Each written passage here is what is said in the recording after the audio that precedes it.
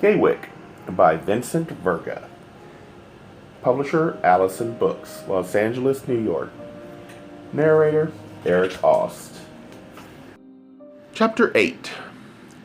Those initial work weeks are remembered in days of mellow contentment. With a peaceful, orderly existence came comfort and false security. The Indian summer spun a web of perfect days. The tonic beauty of the Gaylord estate was further enhanced, hypnotic. It drew me from the house and out of myself. Upstate New York, the land is mostly dense forest or plowed field, hilly to mountainous. But on this piece of Long Island shore, the terrain is flat. A delicate, carefully tended park extends a mile in 3 directions, just 20 paces from 3 sides of Gaywyck. As Denvers explained, a brigade of gardeners and horticulturists toiled fiercely to civilize this double-dune wilderness. Grandfather Gaylord imagined a miniature Central Park. He nearly succeeded, only the rock formations are missing.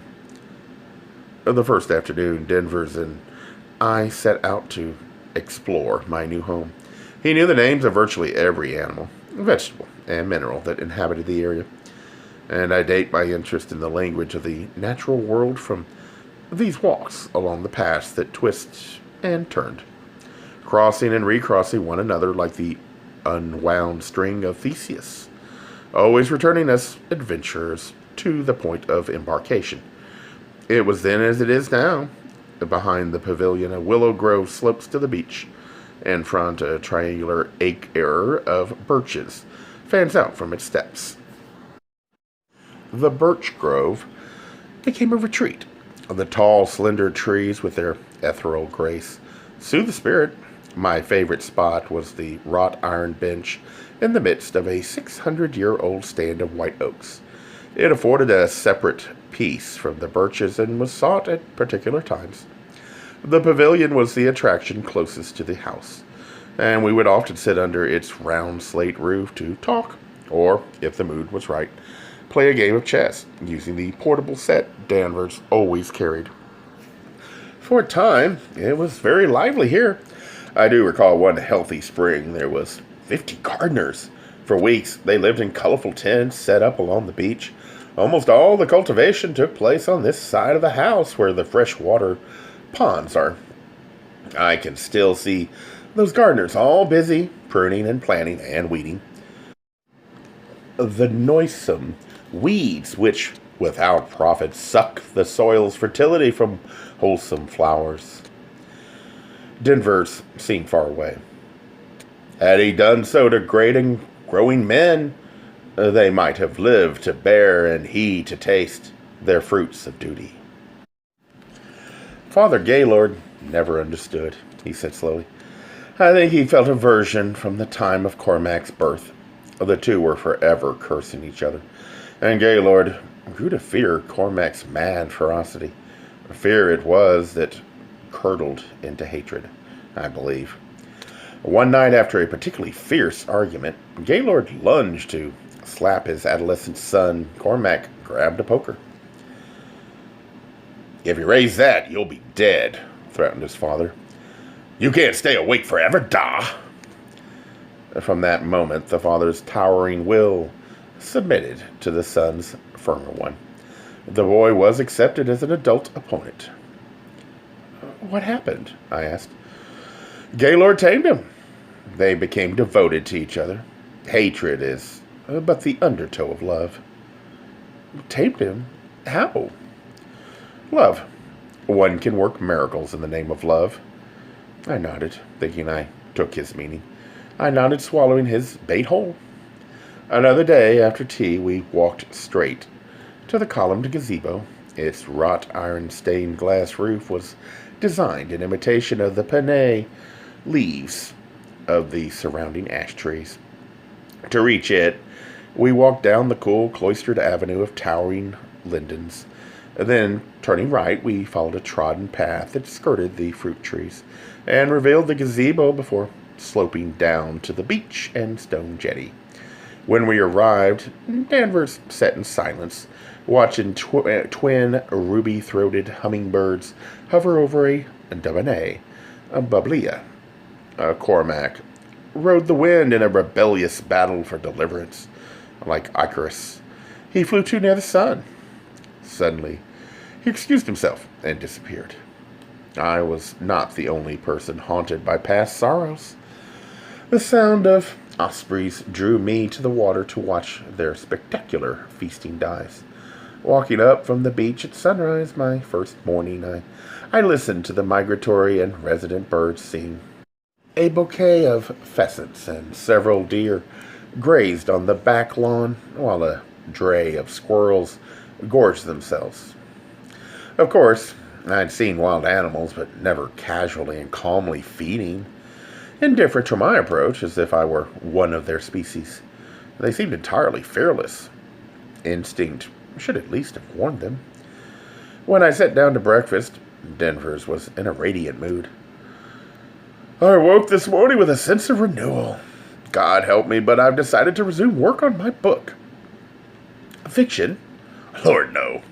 I'm not that brave. Yet. We have a fine collection of early American literature in this house. Robert, for years I've been making notes with an ideal to someday assembling them into a book. The time she is now. Immediately after breakfast, we traversed the house. We did the manse by way of its paintings, since they are what most interested me. The complete trip took several hours.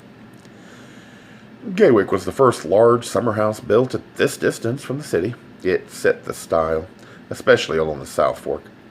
The 300 acres were wrested from the Indians, complete with a prophecy. No happiness until the blind shall see. Imagine.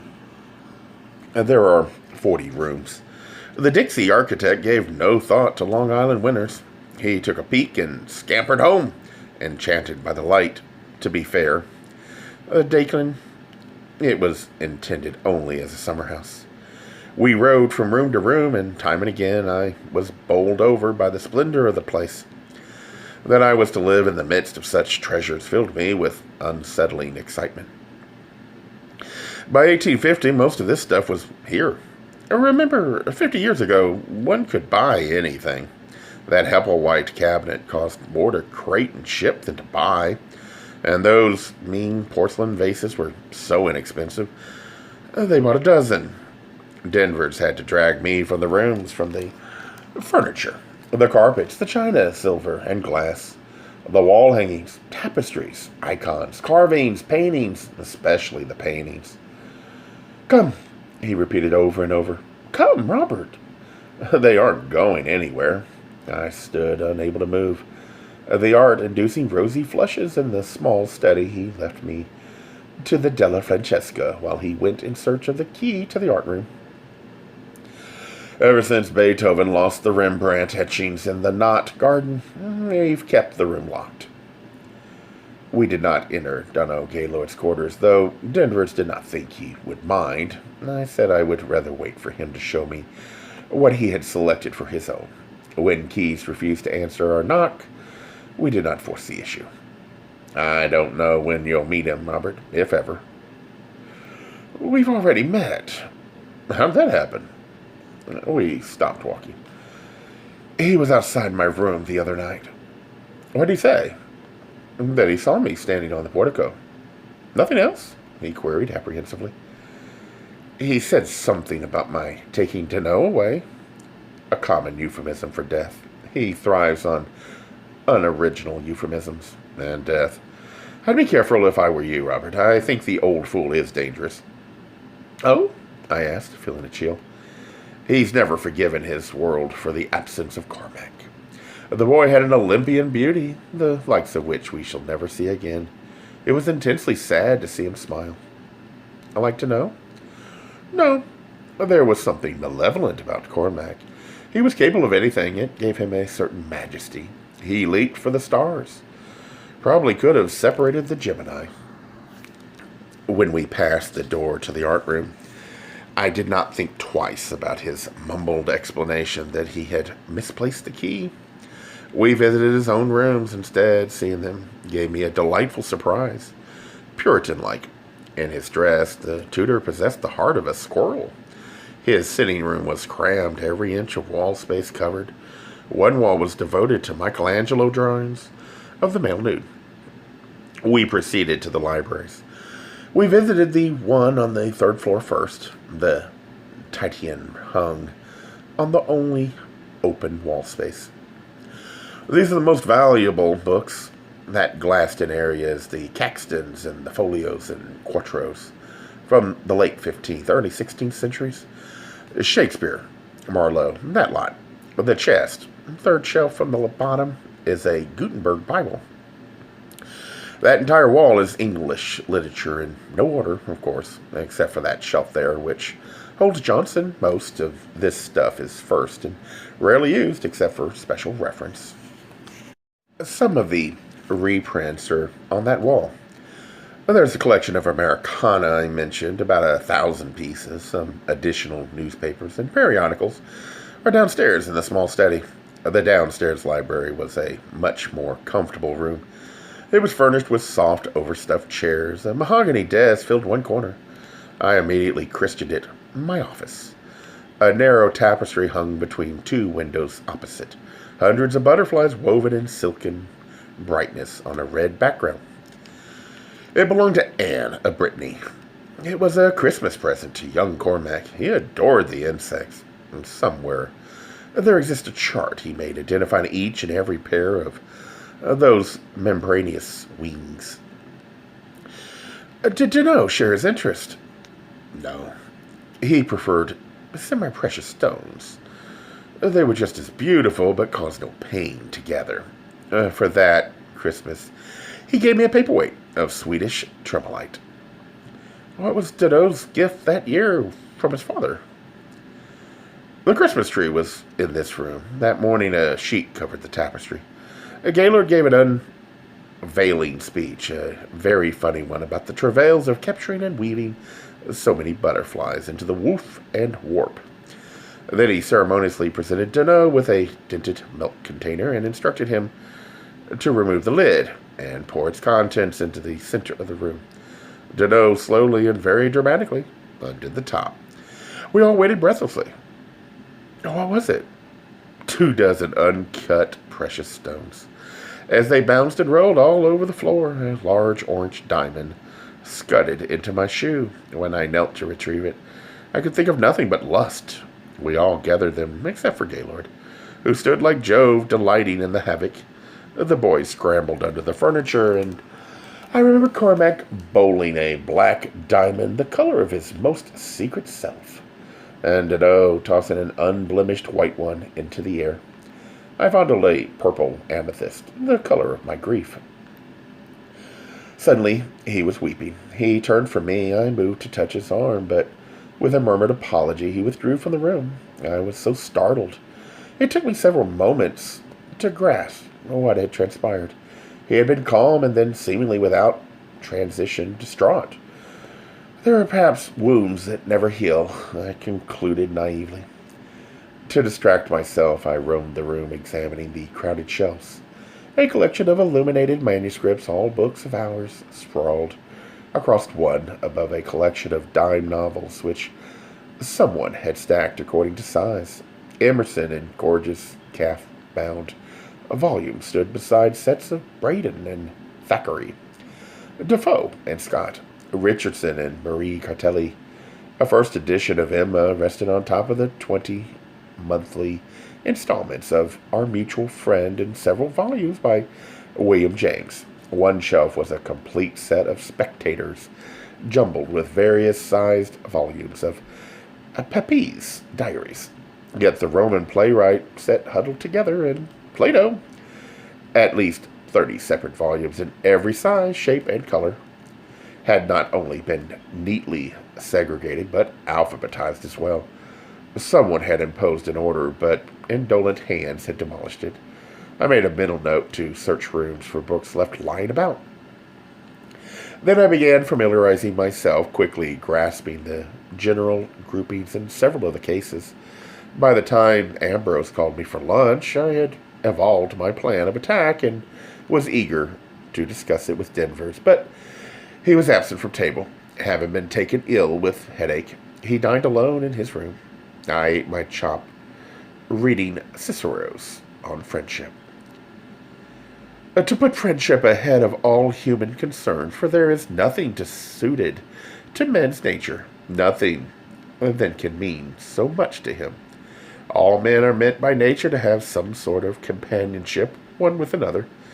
There arises a mutual feeling of affection, the sort of thing that occurs when we find someone with whose character and nature we feel ourselves in sympathy, because we think we see in him a bright and shining light. A bright and shining light, I sighed. After luncheon, I went for a walk, wanting to read more Cicero. I started for the music pavilion, but at the boulder, I went right, intending to sit by the waterfall. The day was warm, nearly hot, and the running stream that paralleled the path looked cool and inviting. By the time I reached the pool, rippled by a graceful waterfall, I wanted to swim. To my delight, I discovered a waxed string hammock among the sweet-smelling cedar trees to the left. While I swam, I would be able to keep my eyes on my clothing. I stepped onto the ledge where the waterfall splashed before it poured into the purling pool. Standing under the cascade was deliciously refreshing. I closed my eyes and turned around several times. When I opened them, I was staring through the falling water into a cave. A cave! I'd never been in one before. True, it was a speck compared to Huckleberry Fens along the Mississippi, but it was taller by several feet than I, and deep enough for several people to picnic or hide in, perhaps even live in. As my eyes became accustomed to the dark, I noticed the remains of a straw mat in the far corner. The walls were covered with drawings or symbols. Gradually, the lines and forms became clear to me. 2 naked men wrestling, one large and bearded, the other thin and small. The refracted light glinted and shifted over the pictures. I moved closer to examine them and realized the men were not wrestling. In the first one, they appeared to be locked in a hold but the other drawings clarified their activities. I blushed from head to foot. Mesmerized by these bold, obscene glyphs, I felt a series of sharp, aching pulsations deep in my sapling frame. I knelt shaken by sudden, expanding recognitions. Memories of forgotten dreams and arrested images rose to full height. Suddenly fearless, guiltless, at peace with the kinetic figures, and animated by the realization that their dance was mine, I experienced light pouring into my heart's remotest corners. The sounds of the waterfall covered the onrush of my own moaning. All echoed together in the cool cave. While the figures watched over me, I wept for discovery, finding in myself to intimately know and to caress my own flesh, to commune with my own spirit. Quickly, I leaped through the falls and jumped down into the pool. I daydreamed as I swung, drying in the hammock. Who could have drawn those pictures? Whom, if anyone, did they represent? Denvers was awaiting me in the downstairs library. I told him about the swim, but withheld the news of the cave. I felt as if I had trespassed on someone's privacy, and I preferred keeping my transgression a secret. Or had my caution been awakened with my desires? He ordered a pot of tea, and we discussed my system for ordering the books. I would give each bookcase a letter from the alphabet, and each shelf a number. The cases would be lettered clockwise, the shelving numbered from ceiling to floor. The downstairs library would be known as I, the upstairs as 2, the art room as AR, the music room as MR, etc. For each book, a card would be made, coded, and alphabetized. There's a typewriting machine in Danough study, Robert. Have you by any chance acquired the skill? No. Well, not to worry. If all those young women can do it, it can't be all that complicated. There's an instruction booklet. If you typewrite the card, it would be less wearying, and with a sheet of carbon paper, you could make 2 at one time. Then each library, 1 and 2, would have a set. I wanted to see the machine immediately. Up we went to Danough's study. I had no compunctions about entering his rooms. Now that there was a legitimate reason, his study was beautiful. I felt comfortable in it immediately. A tremendous Art Nouveau desk was set between the French windows.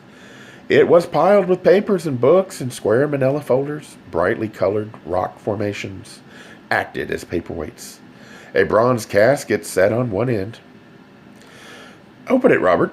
Inside lay the precious stones he had told me about that morning. I let them fall through my fingers, lifting the black diamond and the amethyst to the light. When I closed the lid to the box, it slammed. I felt the sound reverberate in the stillness. Danough Gaylord's delicate scent hung in the room. I glanced around me. A Renoir hung over the mantel. The third wall was covered with shelving, stuffed with books and glass artifacts. The fourth had a large leather-upholstered couch, with Japanese prints arranged behind it. On the couch, a book lay open. I crossed around the chairs and table to look at it. The poems of Rimbaud. In a far corner on a metal stand, the telegraph, set hooked to a cable that passed out through the wall. Behind the French windows hung Manet's full-length portrait of my employer. I crossed back to stare at the painting. He wears formal evening garb, a red-lined cape, a tall hat and cane. His face looked stern, his mouth tight. It was an expression I had never seen, but would soon know well. "How severe," I observed. "Staunch is my word for it," Danvers responded. "It was done in a difficult period for him. He said he tried desperately to appear jaunty, but Edouard searched him out." In his bedroom, I discovered a portrait of the twins. It hung like an icon over the bed. While I stared at the two, the import of their double image entered my life insidiously. My fate was sealed. We moved the typewriting machine to my study and set it on a suitable table. We were reading the instruction booklet and following the diagram for correct finger placement when Brian interrupted to take my measurements for evening wear. Danvers left us. All went smoothly until Brian asked me whether I wore myself on my right side or my left. I was embarrassed because I did not understand. He explained by means of a few simple gestures. I was embarrassed because I did not know. He had made me walk around the room. I considered those few paces one of my rites of initiation into manhood, as well as my leap into the world of fashion. I spent the remainder of the afternoon with the Wanamaker's catalog. Dinner was especially pleasant and festive that night. Brian caught some lobsters for me, and Danvers ordered a bottle of a delectable poulet flasé to celebrate my first experience with the 10-legged sea crustacean, as well as my first workday. Keyes did not descend. His mournful, poignant, and wonderful music had underscored the dying of the light. I walked in the garden, wondering when we, too, would meet again. I had not long to wait. The next morning, after learning how to correctly arrange my fingers on the typewriting machine's keys to achieve maximum efficiency and speed, I visited Library 1 to sort through the books in Case A. I found a silk-bound third volume of Mozart's Letters. Obviously, a refuge from M.R. Should I make a pile? I looked around at the piles already made. The music room is one of the loveliest rooms in Gaywyck. It is as large as the main parlor downstairs, but painted the palest gambouche, empty of furniture except for 3 enormous mirrors, 2 pianos, 2 harpsichords, and 12 matched Chippendale straight-back chairs. It is dominated by the Botticelli Madonna, who is reflected in the mirrors alone. Like the Morning Star, one portion of a long wall is a bookcase stuffed with bound volumes and loose sheet music. I opened the heavy white drapes. The sunlight flooded in and reflected off mirrors and crystal chandelier. I began searching for Mozart 1 and 2. My concentration was soon broken by 3 sharp sentences. "So you're the culprit. You took the 3rd volume. Who are you, anyway?" I answered rather quickly, considering my fright at his silent and sudden approach. I was relieved to see him wearing teeth.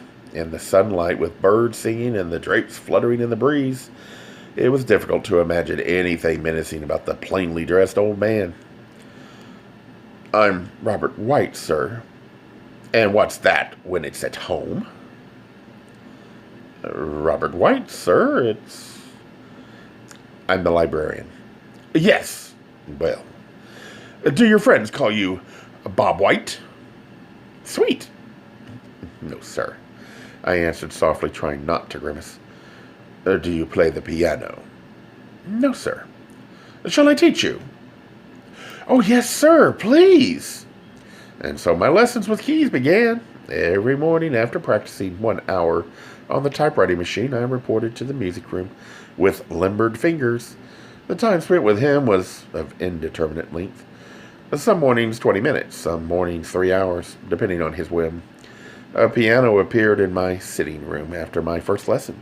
I practiced my scales and the chopping bawled for an hour after lunch and an hour before dinner.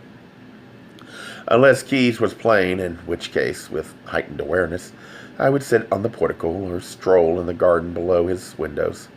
He played fewer and fewer evenings during this period and regularly joined us for dinner, completing our threesome. With him present, some of the meals were actually boisterous. After a glass of wine, he developed a raucous laugh. At our first meal together, when Denvers teased him about his interest in me, he retorted, "Young men of intelligence and character are a source of delight to thoughtful and perceptive old men. Age is much less burdensome to those who enjoy the affections of the young." I wasn't surprised. He reminded me of Cicero. When I placed the quotation, he sighed happily and lectured me on the importance of an education. He reminded me of Polonius as well. He was a perfect foil for Denvers. I was pleased to be in their company. The rhythm of my days continued unbroken until the end of the month, when Danough Gaylord appeared unannounced in my sitting room by a large case that I found upon returning from a long walk after tea. The case contained a formal evening suit and a note from Ambrose asking that I be ready by 7:30 for him to assist me with my dressing. I bathed and waited excitedly. At precisely 7:30, he knocked. He brought with him a tiny, beautifully wrapped box, which he said was a gift from Denvers. "What is it?" "Should I know?" "Open it for God's sake." "My guess is sent. What else could it be in that tiny a box? I never used the stuff myself. See? What did I just say? Open the stopper and let's have a whiff. Nice. If you ever get a package from Keys, toss it out the nearest window." After trimming my hair and shaving my neck, he insisted I remove my cotton undergarments to wear the silk monogram set from the case. He helped me into the starched white shirt and attached the collar using pearl studs, also found inside the traveling case. He tied my tie, held my trousers so I could step into them without bending my shirt front, and effortlessly changed my socks when he noticed I wasn't wearing the proper silk hose. And then he stood me in front of the mirror. After brushing my hair straight back from my forehead, he put a dab of scent on my neck and a touch on top of my head. "You smell good enough without this, mind you, but it's the icing on the cake, so to speak. It's like Mr. Danough's, only milder. I must be careful with it. I don't want to appear tardy. You're all set, my boy. They're collecting on the lawn before din, and I'm serving the befores. Big night tonight. The master's 31. Today's his birthday. Fumes from the bit of recent gone to your brain? Didn't I just say today he's 31? Yes, you did, Ambrose. I am sorry. It's all this excitement. No one's ever helped me get dressed before. All right, then. Go down to the back lawn now. I expect they're all wanting to get a good look at you, and you're well worth the wait, if I do say so myself. He left me to my image in the mirror. From the tips of my new black patent leather pumps to the top of my slightly scented head, I looked immaculate, freshly minted, fine. In the weeks I'd been at Gaywyck The black circles had vanished from under my eyes, and hours in the sun had lightened my hair while coloring my skin to a healthy, sanguine tone. My face had grown fuller, and I thought I could detect a slight shadow on my upper lip. I was pleased with my appearance and honestly startled by how elegant and gentlemanly I looked. If only Mama could see me tonight, I thought as I turned from my reflection. Instead of going down to the lawn directly from my rooms, I went out to the front of the house. That morning I had admired a late flowering white rose bush. Selecting the most perfect bud, I broke it off from the stem to give to Danough Gaylord. He stood talking to Denvers and Keys. Cale set his right foot when I appeared. Rose in hand, they all stopped talking. I approached him and presented the flower. He thanked me, and after pinning it to his lapel with a pearl stick pin, he shook my hand. "I didn't expect you from that direction, Robert. You look like an apparition. You're quite startled me." The night was warm. A mist was rolling in off the sea. I found the heavy, smoke-like vapor mysterious and exciting. It curled around us, linking us even after he released my hand. He seemed larger than I remember. "You look overall chic. Very presentable in that outfit, Robert." I thanked him for my new clothes. His eyes were a paler gray than I remembered. "I hope everything is well with you, Robert." "Everything is fine, Mr. Danough. Perfect." Denvers handed me a glass of cold champagne, addressing me as "Der Rosenkavalier." "Happy birthday, Mr. Danough," I toasted. "I could not have done it better myself," Keys applauded. As we walked into dinner, I noticed his hair was longer in the back, and he was wearing sideburns. "That's why you look different. You've grown your hair." "You are observant, Robert. Do you like my sideburns?" "When I was a gallant," interjected Keys. "They were the fashion. Then they were no longer the fashion. Have they returned à la mode, dear Danough?"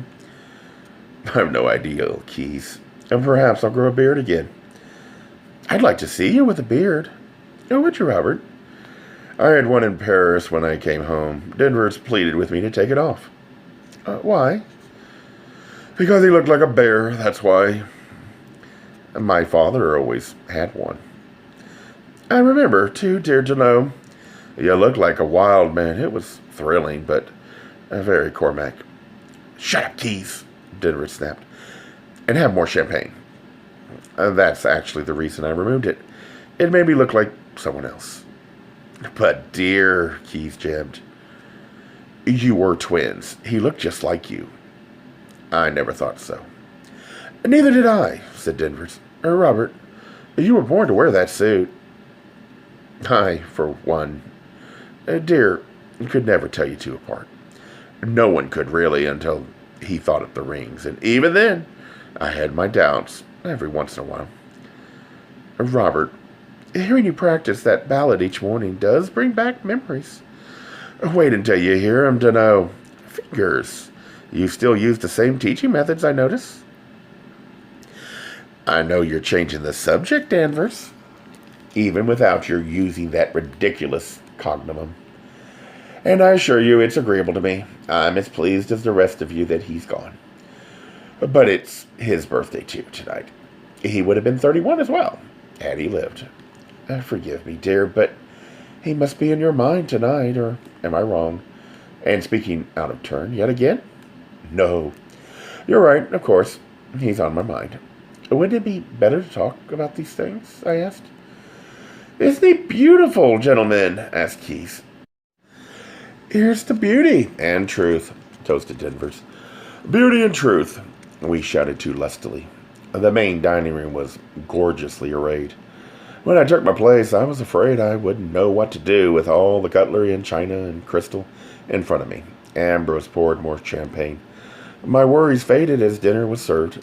The table was so large and everyone so distant from me that no one would be able to see what piece of silver I was using, if any.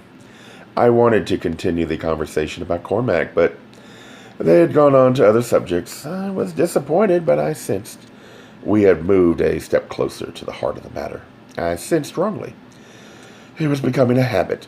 Another tradition, we were served champagne throughout the meal. Danough Gaylord explained apologetically that it was the wrong wine for the meal, but it always had been, and they all agreed it probably always would be. From my first sip, I loved the taste of it, and I drank more than I should have. But I came to that realization far too late. Suddenly, everything was glorious, and everything had to be toasted. At one point, I spilled some wine on my new jacket, and I'm told by Denvers that I behaved as if I'd been stabbed, howling for assistance. Then I became so riotously jolly that I declared it the best birthday I'd ever had, at which point a witty toast was made by Keys that I found the funniest thing I'd ever heard and laughed tempestuously. My champagne glass was confiscated, and I was ordered by Mr. Danough to clean my plate. I ate so much food he became concerned for me until Denvers assured him I was still a growing boy. That miracle of digestion occurs every night, and that wine would do no harm, to my great chagrin and everyone else's amusement. After the lavish cake was brought in and we all completed a round of happy birthday to you, I fell asleep at the table. I remember thinking that I felt strangely tired, that the singing had mysteriously exhausted me. And then Danough Gaylord was standing beside me, and I was the center of attention instead of the cake. "Oh, what's the matter?" "Nothing's the matter. It's past your bedtime." "Party over?" "Yes, for now."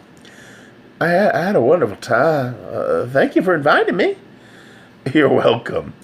You must come again next year." "Oh, thank you. I'd like that." "So would I. Come now. I'll help you upstairs." "No, that is not necessary. I'm a little tired, but I'm fine." I stood. I sat. "I think maybe I could use a little help." "Thank you, sir." He helped me to my feet. Standing, I tried to bow good night to my fellow guest. Lost my balance and nearly fell into the cake. Fortunately, he got me. I don't know what's wrong with me," I mumbled, stalling on the landing under the oval window, unable to move my foot up to the next step. "You're fine, Robert. You drank a little too much champagne tonight. That's all. Nothing to worry about." "You mean I'm drunk?" "Yes, you could say that."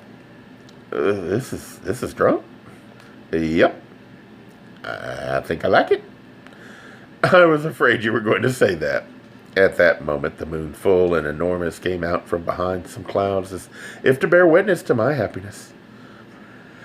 "Hi there, moon." "Robert, turn around and lift your feet." "Moon, I love you. Danough, Mr. Danough, have you ever seen such a beautiful moon?" And then a miracle occurred. I began to fly. I levitated, turned, and slowly floated up the stairs. "My God, I'm flying." "No, you're not. I'm carrying you." "I love you." We stood still halfway up the staircase, looking into my eyes, smiling. Danough Gaylord paused. I love you, Mr. Danough." "Me and the moon?" "Yes, you and the moon. And Kale." He continued smiling as he carried me up the stairs, with my head resting on his shoulder and my right arm flung around his neck. Impulsively, I kissed him on his warm right cheek. "I love you more than the moon," I whispered. "And even more than Kale." Then I woke. I was in my bed. My head felt furry and my tongue swollen. I thought I'd slept for several days. It was night again. The Fabergé clock chimed 1:30. I sat up. I was wearing my nightshirt. I tried to remember how the party ended, but I couldn't, until suddenly I did. Oh, good Lord! I kissed Danough Gaylord! My heart, yet again, had run ahead of me. I did not want to know. I walked out through the drapes onto the portico. I felt myself careening into shame, swooning into horror-filled agony. I'm not up to any of it, I thought. taking deep breaths and counting to 10. The stars seemed so close, I wanted to grab them the way I'd handled the precious stones in Danough Gaylord's study, and let them slip through my fingers into the sea, to distract myself from the feelings I still wanted to deny. I forced myself down to the lawn, then down to the yew trees on the rise. There was a battle raging within me, but I wanted no part of it. As though sucked into a vacuum, thought ceased. I stood breathless, adrift, outside time, staring at the sight below. Danough Gaylord, clothed in luminous moonlight, rose from the sea. The water opened, revealing him to me. He rose with a fiery brightness, discharging light into the universe. When he tossed his head, a galaxy of stars exploded. Stepping toward me through the glistening foam, he lifted his firm legs high. Bending his tightly muscled knees, he walked through dilating space. Kale, running along the shore, distracted me. When I looked back, Danough Gaylord was chasing the cat. Both soon disappeared beyond the jetty. Like an afterimage of the too bright sun, he, rising, accompanied me across the lawn and up to my room. I felt recklessly alive. The battle raging inside me had been won. He had conquered me, bringing me terror to my heart, as all angels do. To deny any longer my love for him would have been an evil. To say I dreamed of him is an understatement. That night, he came to dwell in my soul. Gay Mysteries audiobooks. I think it is easy to hate a label, but a face humanizes the word. So this effort is twofold. To offer comfort to those like myself that your world didn't end because you don't fit into the view of acceptable society on both sides. And in hopes of helping those with family that are LGBTQ, that it doesn't mean we are aliens from the child they once knew. Reassure them so they can maybe be supportive at the same time, being true to their values.